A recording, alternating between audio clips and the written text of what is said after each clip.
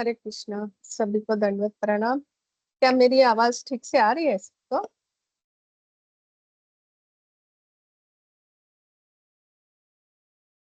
Yes माता जी। हरे कृष्णा। धन्यवाद। आप सभी का स्वागत है अंतरराष्ट्रीय कृष्ण भावनामृत संघ अर्थात इस्कॉन के अंतर्गत जो साधु संघ आता है, जिसमें हम रोज सुबह भागवतम की कथा सुनते हैं। तो आज मुझे सौभाग्य मिला है कि मैं भागवतम का जो चौथा स्कंद है उसका पहला अध्याय और 3 श्लोका है 31, 32, 33, इसके बारे में कुछ कह सकूं, जिससे मैं अपने आप को शुद्ध कर सकूं। तो प्रथम हम मंगलाचरण करेंगे और उसके बाद कथा। ओम नमो भगवते वासुदेवाय। ओम नमो भगवते वासुदेवाय। ओम नमो भगवते वासुदेवाय। नारायणं नमस्कृत्यं नरं चैव नरोत्तमं देवीं सरस्वतीं व्यासं ततो जयमुदीरये। नष्टप्रायेषु अभद्रेषु नित्यं भागवत सेवया भगवती उत्तम श्लोके भक्तिर्भवति नैष्ठकी। ओम अज्ञानतिमिरान्धस्य ज्ञानाञ्जनशलाकया चक्षुरुन्मिलितं येन तस्मै श्रीगुरुवे नमः। श्रीचैतन्यमनोभीष्टं स्थापितं येन भूतले स्वयं रूप कदा मह्यं ददाति स्वपदान्तिकम्। हे कृष्ण करुणा सिन्धो दीनबन्धो जगत्पते गोपेश गोपिका कान्त श्रीराधा कान्त नमस्तुते। तप्त कांचन गौरांगी श्रीराधे वृंदावनेश्वरी वृषभानुसुते देवी प्रणमामि हरिप्रिये। जय श्री कृष्ण चैतन्य प्रभो नित्यानंद श्री अद्वैत गदाधर श्रीवासादि गौर भक्त वृंद। हरे कृष्णा कृष्ण कृष्ण हरे हरे, हरे राम राम राम हरे हरे। नमो विष्णुपादाय कृष्णप्रेष्ठाय भूतले श्रीमते भक्तिवेदांत स्वामिनिति नामिने। नमस्ते सरस्वते देवे गौरवाणी प्रचारिणे निर्विशेषा शून्यवादी पाश्चात्य देशतारिणे। जय श्री कृष्ण चैतन्य प्रभो नित्यानंद श्री अद्वैत गदाधर श्रीवासादि गौर भक्त वृंद। हरे कृष्णा कृष्ण कृष्ण हरे हरे, हरे राम राम राम हरे हरे। वाञ्छा कल्पतरुभ्यश्च कृपा सिन्धुभ्यश्च पतितानां पावनेभ्यो वैष्णवेभ्यो नमो नमः।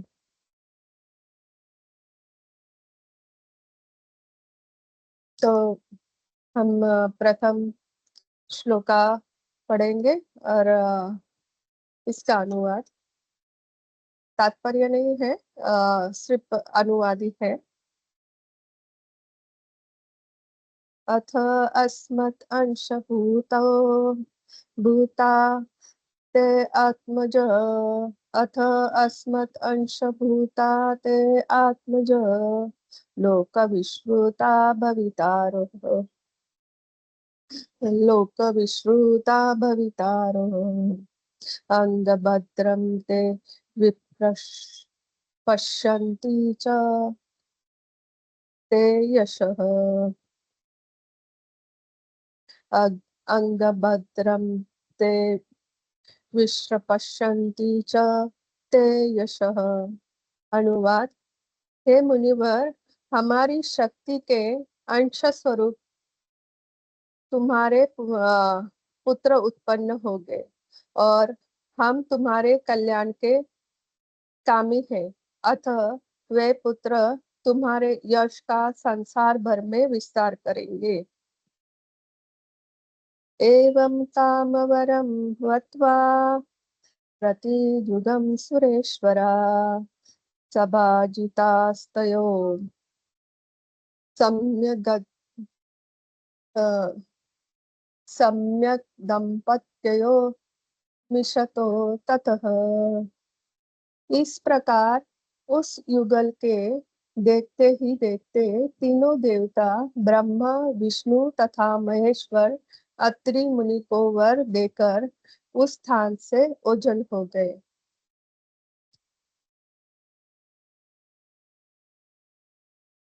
सोमो अभूत ब्रह्मन् अंश सोम अभूत ब्रह्मन् अंशेन दत्त विष्णु तु योगितः दुर्वासा शंकरस्य अंश निबोध अंगिरस प्रजा। अनुवाद। तत्पश्चात ब्रह्मा के आंशिक विस्तार से सोमदेव उत्पन्न हुए। विष्णु से परम योगी दत्तात्रेय तथा शंकर शिव जी से दुर्वासा उत्पन्न हुए। अब तुम मुझसे अंगिरा के अनेक पुत्रों के संबंध में सुनो। तो हमने कल तक देखा था कि किस तरह हम पहले थोड़ा सा पीछे जाके थोड़ा सा समझ के फिर यहाँ से आ जाएंगे कि किस तरह अत्रि मुनि है जो अनुसुईया माता से विवाह के बाद ब्रह्मा जी ने कहा कि आप संतान उत्पन्न करो और प्रजा करो, तो वो भी तप करने लगे और तप करने लगे, वो भगवान का तप करने लगे। और उन्हें ये पता नहीं था कि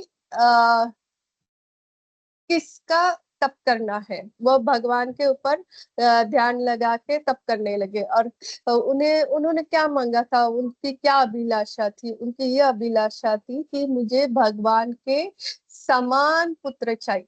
उन्होंने भगवान को नहीं मांगा था, भगवान के समान पुत्र चाहिए। और फिर उन्होंने इसी ये किया, तपश्चर्या की। और फिर जब उनकी तपश्चर्या पूर्ण हुई तो वहां पर ब्रह्मा, विष्णु और महेश उपस्थित हुए। और ब्रह्मा जी हंस पे आए थे, भगवान विष्णु गरुड़ पे आए थे और शिव जी अपने वहां नंदी के ऊपर आए थे। और सबके अपने अपने हाथ में सबके अस्त्र थे। शिव जी के हाथ में डमरू भी था। और जब इन तीनों को साथ में देखा तब अत्रि मुनि जो है वो अपने एक टांग के ऊपर तपश्चर्या करते रहते हैं। और जब उनको अपने सामने देखते हैं तो वो ऐसे ही एक टांग के ऊपर ही उन्हें बहुत खुशी होती है उन तीनों को सामने देख के। और ऐसे ही एक टांग के ऊपर ही चल के उनके पास जाने का प्रयास करते हैं और उन्हें नमन करते हैं। और उन तीनों का इतना तेज होता है कि वो अपने आंखों से वो तेज देख नहीं सकते। फिर भी वो बहुत प्रयास करते हैं, अपनी आंखें बंद कर लेते हैं पहले, फिर खोलते हैं और फिर प्रयास करके फिर उन्हें देखते हैं और उनको नमन करते हैं। और फिर वो तीनों साथ में जब देखते हैं तो बोलते हैं आप में से परमात्मा कौन है। उन्हें पता नहीं था अब तक परमात्मा कौन है। फिर वो फिर वो बताते हैं कि हम सब आपने जो तप किया था, आपने कहा था कि आप जैसा मुझे पुत्र चाहिए तो आपको वही मिलेगा। ये भगवान के जो फिर हमने देखा कि ब्रह्मा जी की कितनी क्वालिटीज है, शिव जी की कितनी क्वालिटी है, भगवान विष्णु की कितनी है। और ये सब भगवान के स्वरूप, ये भगवान का कार्य करने वाले हैं, इसलिए इनके अंश के रूप में उनके पुत्र उन्हें पुत्र प्रदान हो गए। तो ये शिव जी और भगवान विष्णु, ब्रह्मा जी वो सब खुश होते हैं उनकी तपश्चर्या से। और बोलते हैं कि तुमने इस तरह मांगा था कि भगवान के स्वरूप वाला।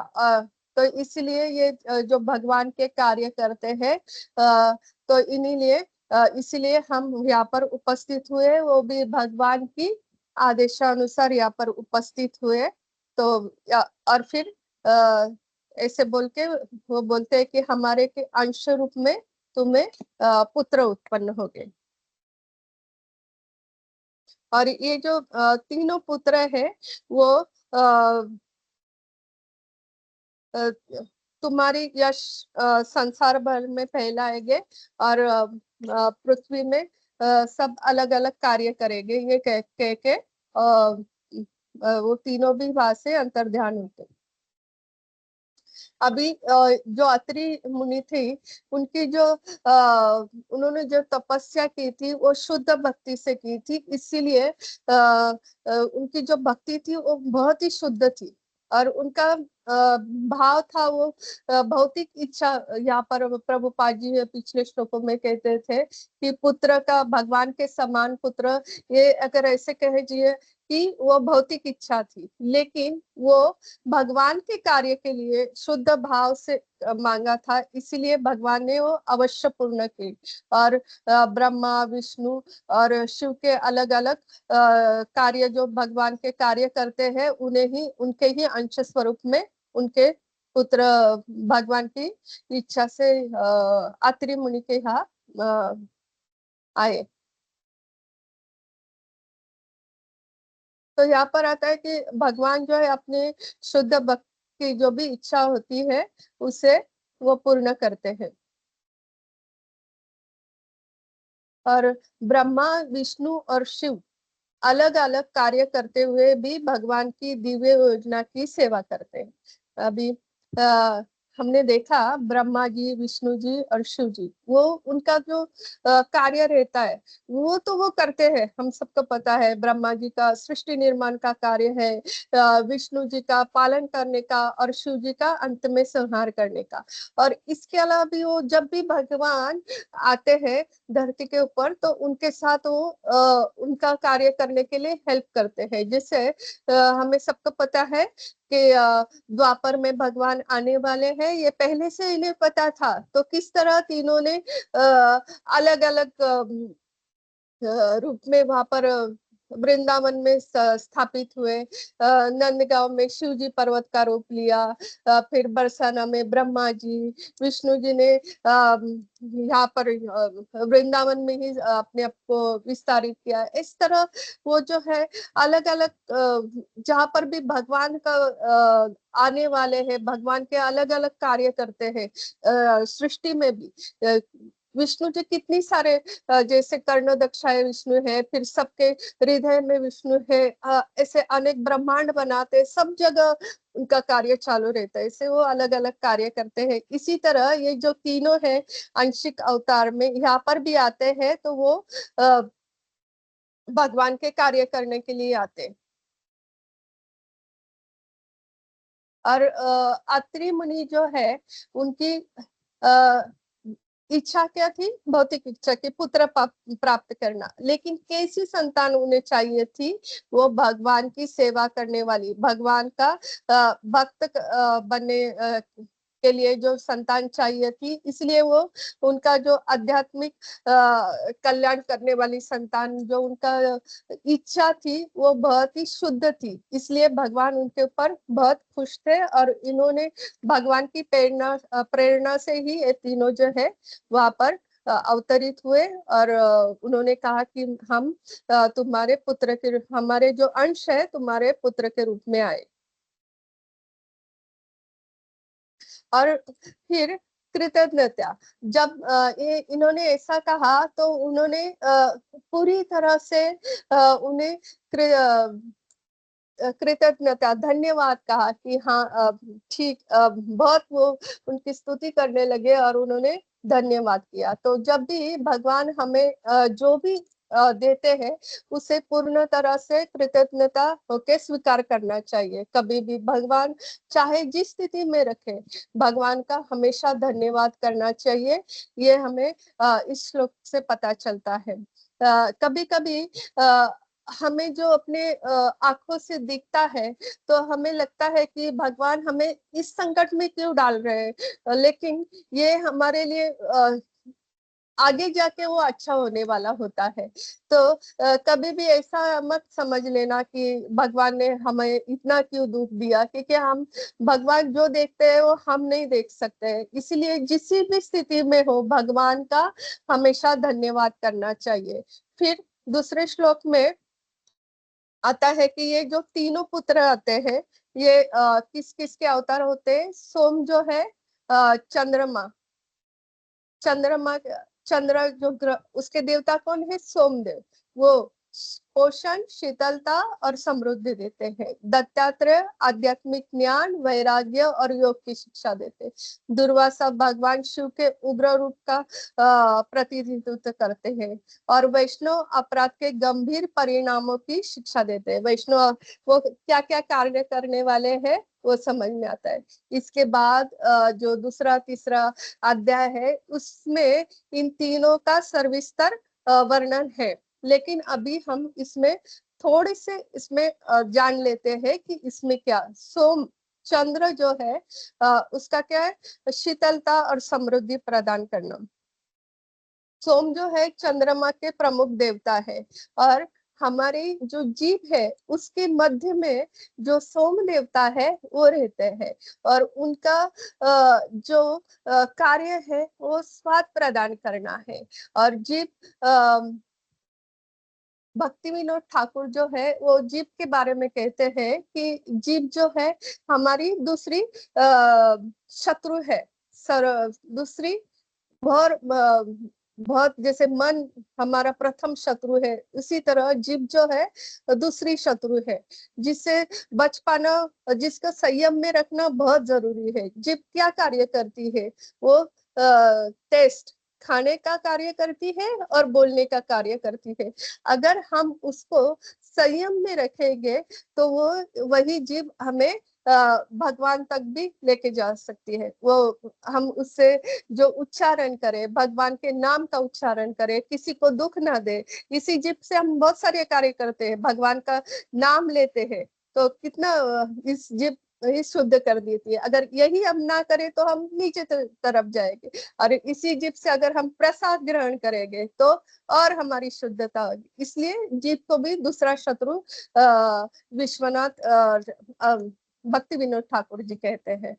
और दूसरा ये है, जो सोम देवता है वो अनाज के स्तोत्र है, अनाज के स्तोत्रों के देवता है। और जितनी भी वनस्पति है, हमें पता है जितनी भी वनस्पतियां है, उनको जीवन की शक्ति देने का काम ये चंद्रमा करते हैं। और जितने भी अभी हम देखते हैं, पहले से अभी हम तक देखते आए हैं, चंद्रमा का क्या होता है? मन का कारक होता है। मन उनके प्रभाव में आता है, और इसके सिवाय उनके और भी कार्य है। टेस्ट जो जीभ के मध्य में होता है वो। और क्या होता है? जितनी भी वनस्पतियां हैं उनमें रस भरने का कार्य करते हैं। और उनके लिए वनस्पतियों के लिए जीवन शक्ति है। हाँ, सिर्फ सूरज से नहीं, सूरज जिस तरह उन्हें गर्मी देता है, उसी तरह चंद्रमा की रोशनी भी बहुत जरूरी है। उसी की वजह से जो वनस्पतियों में प्राण, रस है, वो आता है। वनस्पतियों के स्तोत्र है चंद्रमा। तो यहाँ पर इस्कॉन डिजायर ट्री में मैं कुछ प्रभुपाद जी के लेक्चर सुन रही थी, तो वो प्रभुपाद जी उसमें कहते हैं कि भगव भागवतम के 8वें स्कंद के 5वें अध्याय के 34वें श्लोक में वहां पर प्रभुपाद जी कहते हैं कि जो भी वैज्ञानिक कहते हैं कि चंद्र जो है वहां पर कुछ भी नहीं है, वो रेगिस्तान जैसा है, वो पूरी तरह गलत है। क्योंकि चंद्रमा ही वनस्पति के स्तोत्र है, वनस्पति के देवता है, जिनसे वनस्पति जीवन है। वनस्पतियों का वहां पर रेगिस्तान कैसे हो सकता है? और जो दत्तात्रेय है वो हमें आध्यात्मिक ज्ञान देते हैं कि किस तरह प्रकृति के अलग अलग अलग 24 गुरु बनाए उन्होंने, अलग अलग किस तरह उनसे ज्ञान ग्रहण करना चाहिए। हमारे जीवन में चाहे जो भी स्थिति हो, हर एक स्थिति हमें कुछ ना कुछ सिखाती है, ये दत्तात्रेय बताते हैं। जब दत्तात्रेय का अंश रूप अवतार होता है विष्णु जी का, भगवान विष्णु, तो वो किस तरह बताते हैं दत्तात्रेय के इसमें कि किस तरह उन्होंने 24 गुरु बनाए, किसे मधुमक्खी को भी बनाया। हर एक कितने सारे गुरु है, वो अगले अध्याय में आ जाएंगे सर्विस्तर। तो किस तरह भगवान विष्णु हमें सिखाते हैं कि किस तरह हर एक चीज हमारे साथ जो होती है उससे कुछ ना कुछ हमें किसी भी परिस्थिति में हो, वो कुछ ना कुछ सिखाने के लिए होती है, उससे कुछ ना कुछ सीख लेनी होती है। ये जो दत्तात्रेय जो है वो बताते हैं। और तीसरा जो अवतार है दुर्वासा मुनि, वो शिव जी के रूप में उग्र स्वरूप का प्रतिनिधित्व करते हैं। और दूसरा क्या बताते हैं कि वैष्णव अपराध, वैष्णव अपराध करने से क्या होता है, ये सब हमें सिखाने के लिए ये जो सोम, दत्तात्रेय और दुर्वासा मुनि ये भी आते हैं अंश रूप में, तो हमें सिखाने के लिए अलग अलग कार्य करते हैं। हम देखते हैं जब अभी देखा था हमने कि कैसे शिव जी, ब्रह्मा जी, विष्णु जी हमेशा आते हैं और कुछ ना कुछ कार्य करते रहते हैं पृथ्वी के ऊपर पे। ऐसे ही ये भी दुर्वासा मुनि है, उनका भी बहुत बड़ा कार्य है कि किस तरह वैष्णव अपराध से बचना चाहिए। तो हमने देखा कि किस तरह अम्बरीश महाराज के यहाँ पर जाते हैं और उनसे कहते हैं कि मैं तुम्हारे साथ एकादशी व्रत का व्रत छोड़ूंगा करते करके बोलते हैं, और बोलते हैं मैं स्नान करने के लिए जाते हैं। और किस तरह वो स्नान करके जल्दी नहीं लौटते, वहां पर ही बैठ जाते हैं ध्यान लगाने के लिए। और यहाँ पर एकादशी छोड़ने का, पारायण का टाइम निकल जाता है। तो सब लोग बोलते हैं उनके मंत्री और कि महाराज आप पानी ग्रहण कीजिए, क्योंकि नहीं तो वो पारायण का टाइम निकल जाएगा। लेकिन वो नहीं मानते, वो अतिथि है, उनका इंतजार करते रहते हैं। लेकिन फिर भी सब लोग बोलते हैं कि अभी वो टाइम निकल ही जाएगा, तभी वो पानी लेते हैं। जैसे ही पानी लेते हैं उसी टाइम सामने से दुर्वासा मुनि आते हैं और उन्हें शाप देते हैं कि तुमने ऐसे कैसे किया, मैं अतिथि हूँ और तुमने ऐसे कैसे मेरा अनादर किया। तो तत्पश्चात वहां पर और वो अपनी जटा से एक भयानक राक्षस निकालते हैं और सिर्फ ऐसे बोलते नहीं, अपने बोलते तुम्हारा नाश होने के लिए अपनी जटा निकालते, जटा में से एक राक्षस आता है और वो उन्हें मारने के लिए निकल जाता है। तो तब भी भगवान के आदेश के बिना पहले ही सुदर्शन चक्र यहाँ पर आते हैं और उनके पीछे पड़ जाते हैं दुर्वासा मुनि के। तुरंत राक्षस का नाश कर देते हैं और दुर्वासा मुनि के पीछे पड़ जाते हैं। तो दुर्वासा मुनि किस तरह विष्णु, ब्रह्मा जी के पास, शिव जी के पास, फिर भगवान विष्णु के पास भी जाते हैं और कहते हैं कि प्लीज आप मुझे क्षमा कर दीजिए। तो भगवान बोलते हैं, विष्णु भगवान बोलते हैं कि मैं हमेशा अपने भक्त के अधीन रहता हूँ। और सबसे बड़ा अपराध क्या होता है, वैष्णव अपराध। और अम्बरीश महाराज जो है वो परम वैष्णव थे। हमने सबने अम्बरीश महाराज की कथा बहुत बार सुनी है। और इसी परम वैष्णव को अगर कोई कुछ करता है तो भगवान स्वयं उनकी रक्षा करते हैं।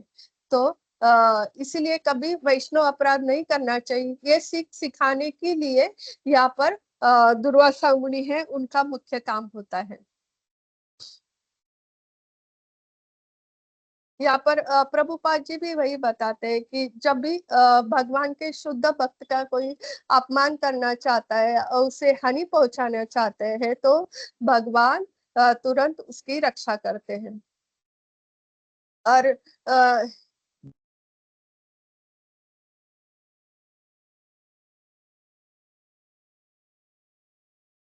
तो यहाँ पर हम देखते हैं कि 3-4 बातें हैं यहाँ पर समझ में आती है। ध्रुव महाराज ने भी ऐसी तपस्या करी थी और उन्हें क्या चाहिए था, राज्य चाहिए था। लेकिन जब भगवान को सामने देखा तो उन्होंने क्या कहा कि मैं ये क्या मांग रहा हूँ, मुझे कुछ नहीं चाहिए।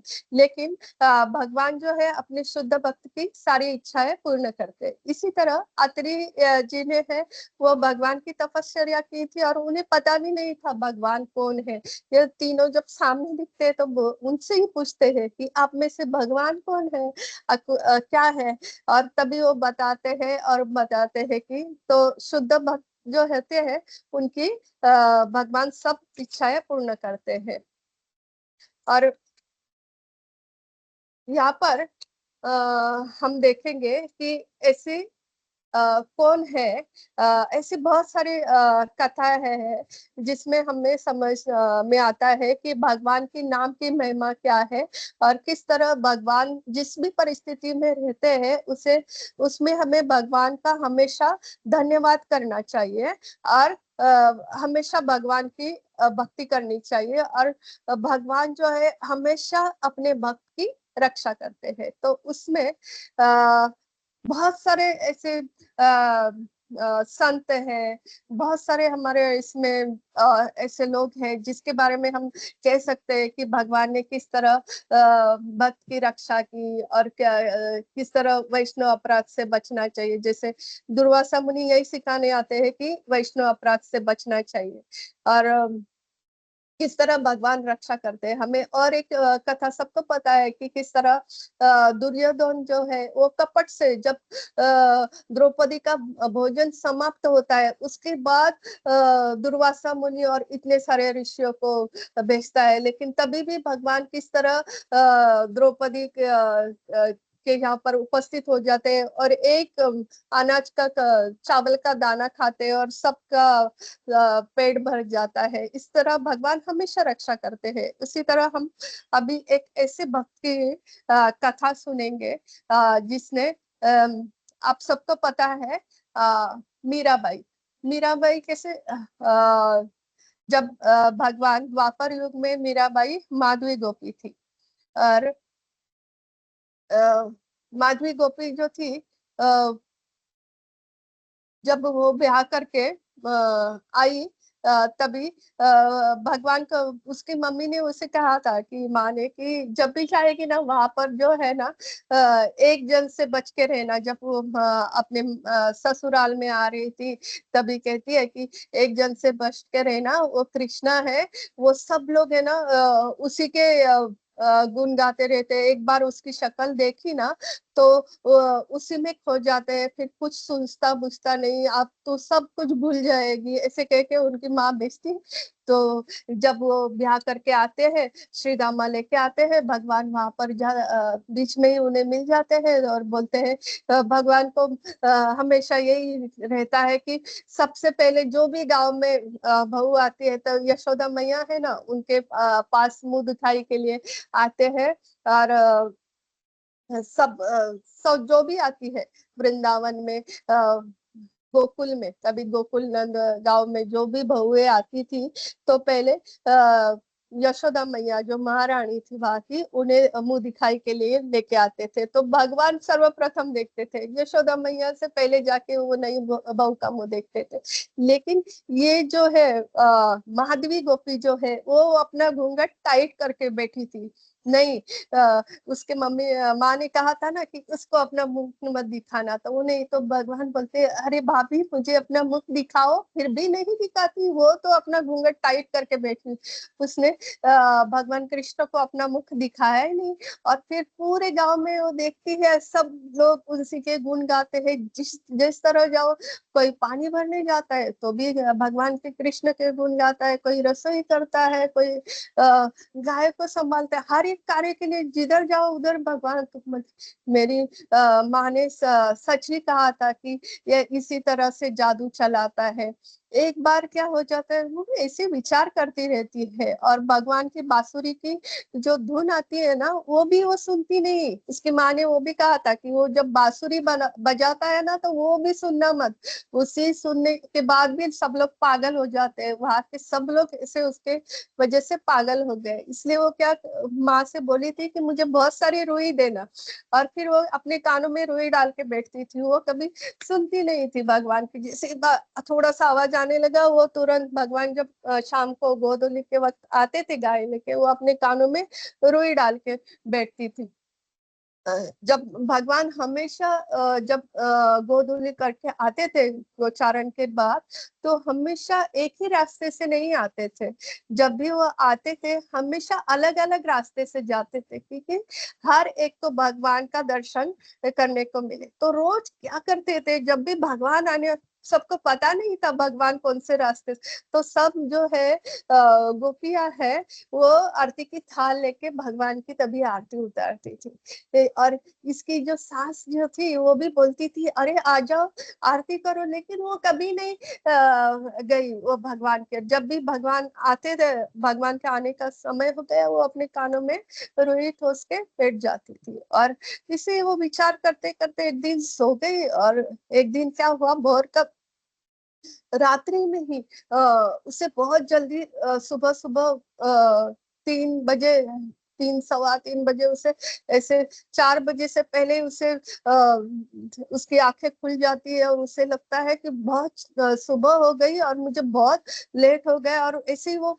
अपना पानी का मटका लेके यमुना के ऊपर निकल जाती है, और देखती है कोई नहीं है, रास्ते में कोई नहीं दिख रहा है। उसे तो सब भोर दिख रही है, लेकिन थी वो रात। और तभी वो देखती है, ये क्या हो गया, मुझे कुछ दिख क्यों नहीं रही, सब लोग शायद गए, मुझे बहुत ही देर हो गई, ऐसे करके वो निकल जाती है।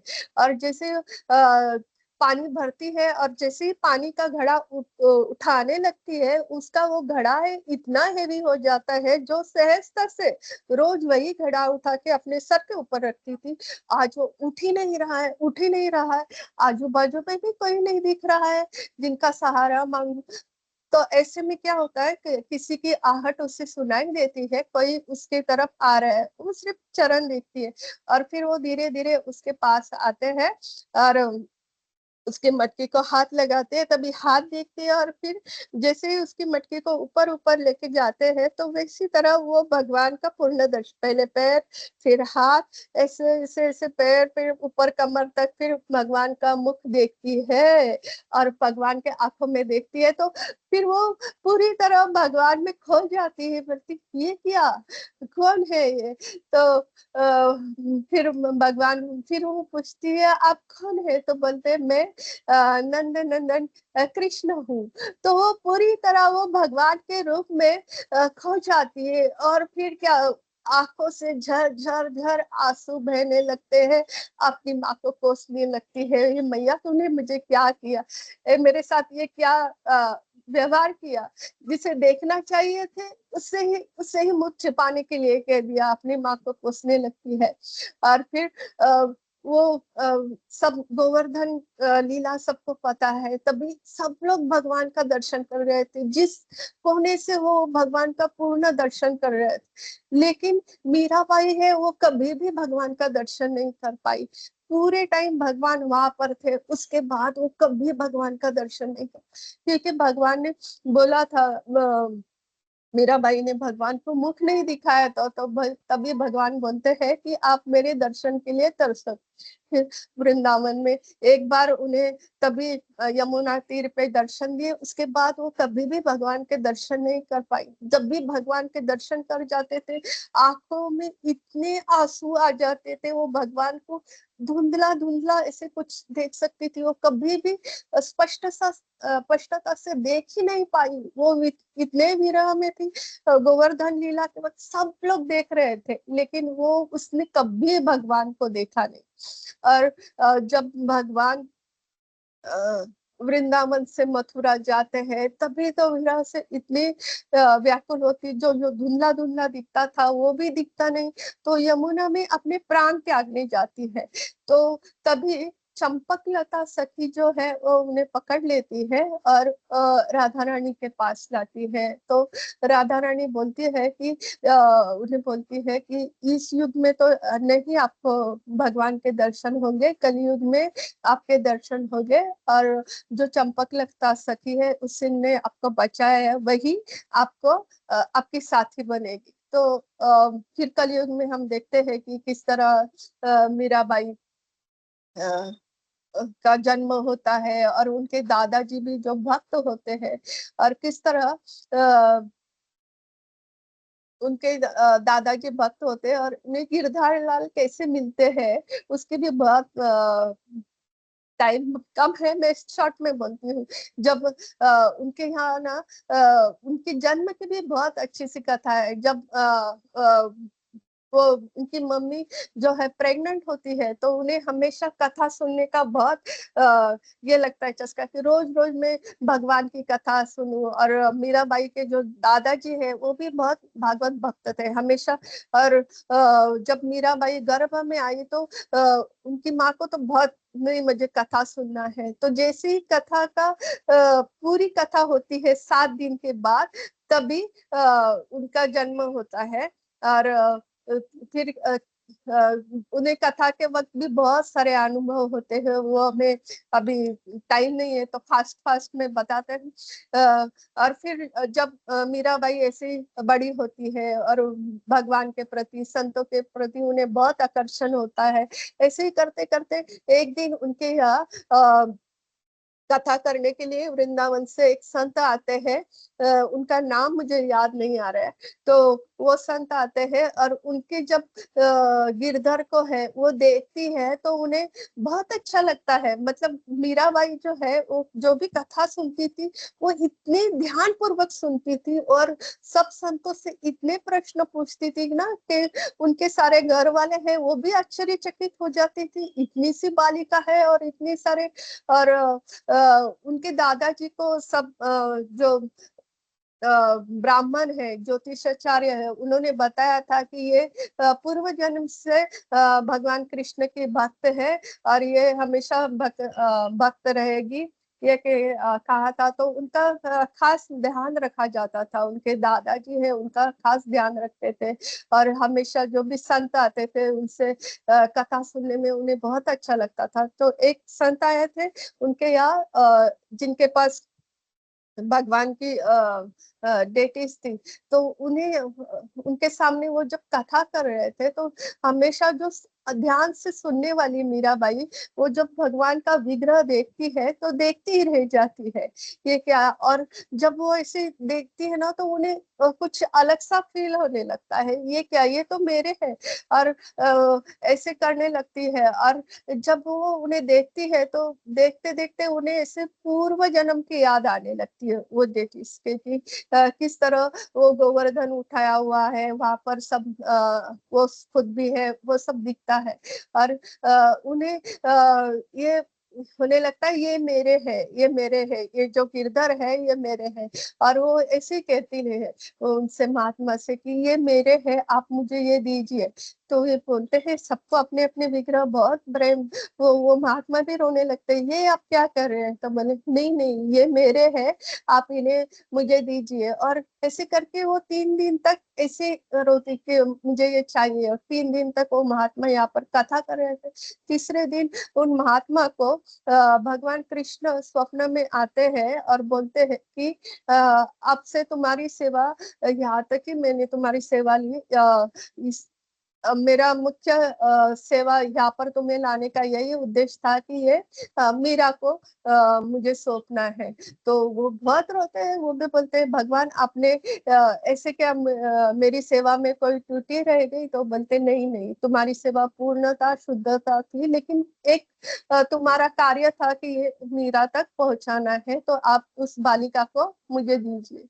3 दिन तक उसने कुछ खाया पिया नहीं था, लेकिन उनके घर वालों ने भी महाराज से कुछ नहीं कहा। अ, और महाराज स्वयं ही आ गए और उन्हें वो भगवान का विग्रह दे। और फिर हमेशा वो उनके साथ रहने लगी। और उन्होंने उनका जो विवाह है वो भी जब होने वाला था, जब सबको पता है कि किस तरह बारात, वो जब 7 साल की थी और बारात जा रही थी, तो माँ से पूछती है ये क्या है। वो तो हमेशा भागवत कथा इसमें लगी हुई, दूसरे बच्चों के जैसे नहीं। तो बोलती है ये बारात जा रही है और ये दूल्हा है। तभी वो पूछती है कि मेरा दूल्हा कहाँ है।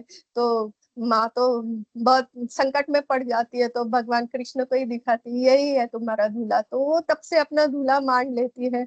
और फिर जब उनका सच में विवाह का समय आता है, तो वो माँ से कहती है, नहीं, आपने तो मेरा दूल्हा बता दिया था, फिर मैं किससे शादी करूं। और जब उनके जो पति आते हैं वो भी बहुत भक्त होते हैं, और उन्होंने कभी भी अपने जीवन में मीराबाई को टच नहीं किया। उन्हें यही लगता था कि मैं ये भगवान के शुद्ध भक्त को लेके जाता हूँ। इसी तरह उन्होंने सिर्फ विवाह के वक्त उनका हाथ पकड़ा था, और उसके बाद जब एक बार मीराबाई बहुत भाव में थी, जब वो युद्ध में पूरी तरह से घायल हो चुके थे, और मीराबाई ने उन्हें स्वस्थ किया था।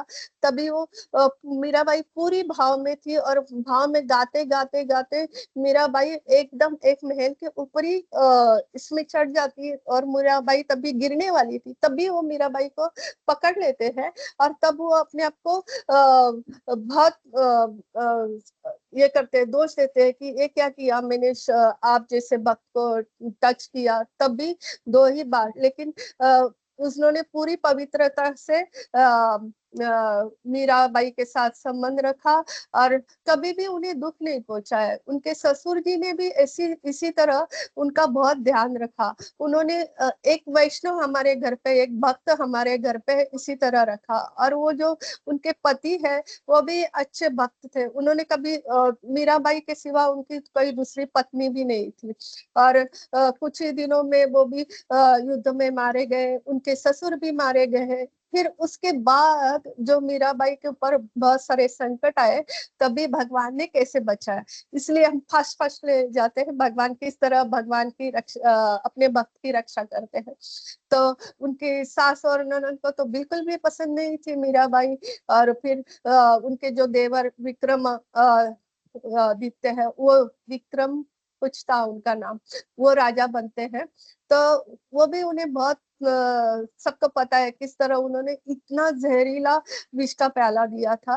और वो भी, और उन्हें कहा था कि ये भगवान का चरणामृत है। जैसे ही मीरा जी वो पी लेती है, उन्हें कुछ भी नहीं होता है। जबकि वो विष की एक बूंद भी अगर लग जाए तो मनुष्य मर जाता है, लेकिन भगवान उससे बचाते हैं। फिर उन्हें ऐसे महल में डाला जाता है जहां पर कोई भी आ, मनुष्य तो छोड़ो, कोई जानवर भी नहीं जाता था। उस एक महल था, वहां पर पूरा भूतों का प्रेतों का राज था। वहां पर उन्हें रहने के लिए उन्हें घर से निकालते हैं और बोलते हैं तुम उस महल में जाओ, क्योंकि उन्हें पता था वहां पर तो जानवर भी नहीं जाते, तो यहाँ पर ये जाते तो मर जाएगी। लेकिन वहां पर भी वो भगवान के भक्त वो सब जितने भूत थे, वो सब भगवान के धाम चले गए उनका भजन कीर्तन सुन के।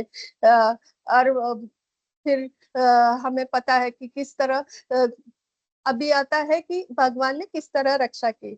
और इस तरह ये जब बचपन से, पहले जन्म से जब भगवान ने कि कहा कि अब मैं तुम्हें दर्शन नहीं दूंगा, तुम्हें कलयुग में आना पड़ा, तब भी कृतज्ञता का भाव रखा उन्होंने। हाँ, अभी इस जन्म में भी उन्हें विवाह करना पड़ा, जबकि भगवान का स्वयं भगवान का उनके साथ विवाह हो गया था स्वप्न में। कुंज में जाके उनका विवाह हुआ था। उनके पास वो अलंकार भी थे जो भगवान के दिए हुए थे, सब था। उनकी माता और सब घर वालों ने भी देखा था वो सब। तो फिर भी उन्होंने कुछ नहीं कहा, उन्होंने विवाह करने के लिए कहा। वो जो भगवान करते थे विवाह करा। फिर भगवान ने किस तरह उनकी रक्षा की, विष से, वो महल से, सब ये भगवान किस तरह रक्षा करते हैं वो आ गया। फिर आता है वैष्णव अपराध। तो ये करने के बाद फिर धीरे धीरे करके वो अपने वहां से भी उन्हें निकाल दिया जाता है। फिर मायके आती है, वहां पर भी कुछ लोग उन्हें ठीक से देखते नहीं है, तो वो भगवान प्रेरणा देते हैं कि वृंदावन जाओ। फिर वृंदावन आती है, फिर वृंदावन में कुछ टाइम बहुत अच्छे से बीत जाता है, फिर उसके बाद भगवान फिर से प्रेरणा देते हैं कि द्वारका जाओ। फिर वो द्वारका आती है, और यहाँ पर जो उनका ससुराल है, जिन्होंने उन्हें इतनी त्रास दिया था, तो उनका क्या होता है, वहां पर सालों तक वर्षा नहीं, इतना भयानक सूखा पड़ जाता है। किस लिए होता है? वैष्णव अपराध, जो हमें इस 3 श्लोकों में है कि वैष्णव अपराध नहीं करना चाहिए, कृतज्ञता करना चाहिए। ये सब मीराबाई के कथा में हमें बताता है। तो वैष्णव अपराध की वजह से वहां पर पूरा सूखा, कुछ भी नहीं, पानी भी नहीं, वहां पर इतना पानी की भी बहुत दिक्कत हो गई। तो फिर सब देखते हैं तो उन्हें पता चल जाता है कि वैष्णव अपराध बन गया है, मीराबाई को बहुत दुख दिया है, इसलिए तो फिर राजा क्या करता है, सबको भेजता है। पहले मीराबाई की सास आती है, ननंद आती है, फिर जितने भी मंत्री है वो आते हैं, लेकिन मीराबाई सबको प्रणाम करके भेज देती है। तो फिर राजा क्या करता है, बहुत सारे ब्राह्मणों को बुलाता है और बोलता है कि कुछ भी करके आप मीराबाई को यहाँ पर ला दो, वरना तुम्हें यहाँ पर आओ मत, नहीं तो मृत्यु दंड मिलेगा। तो वो वहां पर जाते हैं द्वारका में।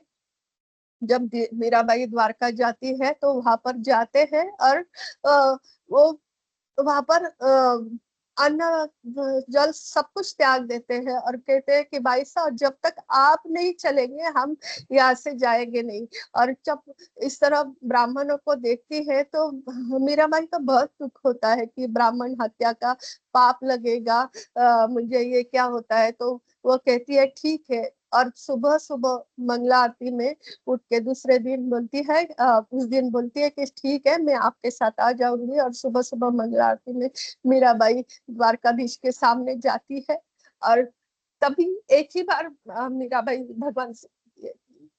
अभी तक वो सिर्फ उन्हें नाथ कहती थी, और तब जाके वो कहती है, साजन आप आ जाओ, कुछ मेरी रक्षा करो। तभी मीराबाई के सामने वहां पर इतना उजाला आ जाता है, और इतना उजाला होता है कि वहां पर जितने भी लोग हैं वो सब देख नहीं पाते हैं कि क्या है। और देखते देखते साजन वाला वो कीर्तन करती है, और द्वारकाधीश के विग्रह में चल जाती है। तो इस तरह जो भक्त होते हैं वो भगवान से कभी कुछ मांगते नहीं, जिस स्थिति में भी भगवान रखते हैं वो हमेशा खुश रहते, और भगवान हमेशा अपने भक्त की रक्षा करते हैं। और ये जो भक्त होते हैं हमें कुछ ना कुछ सिखाने के लिए, भगवान का कार्य करने के लिए इस धरती पर उपस्थित होते हैं। तो इसी तरह ब्रह्मा जी सोम के रूप में, भगवान विष्णु का अंश रूप दत्तात्रेय, और शिव जी दुर्वासा के रूप में आते हैं। हरे कृष्ण। इसमें जो भी गलती हो गई, मेरी गलती समझ के क्षमा कर देना। हरे कृष्ण।